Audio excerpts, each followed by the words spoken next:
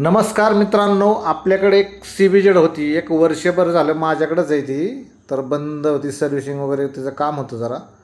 Customer लवकर आला नाही त्यामुळं ती राहिली तशीच. पण आता कस्टमर आलं, त्यांना लागती गाडी, तर घेतली सर्व्हिसिंग करायला. पुढची फेरिंग टाकायची म्हणली, मागचे कौल टाकायच्यात, तर सर्व्हिसिंग करून घेतली. आणि नंतर मग फायबर, तर मागचं कौल पीस आणला, पण फेरिंग काय भेटली नाही. मग कौल जोडून वगैरे घेतलं, सगळं फिटिंग बिटिंग एकदम प्रॉपर नाही का जोडून घेऊन मग वर फिटिंग करायला घेतलं. त्याच्यानंतर मग पुढचे शॉक ऑब्सर्व बी भरायचे ते, तर त्याला लावले मला शॉक ऑब्सर्व भरायला. मी तर फेरिंग कौल पॅक करतो.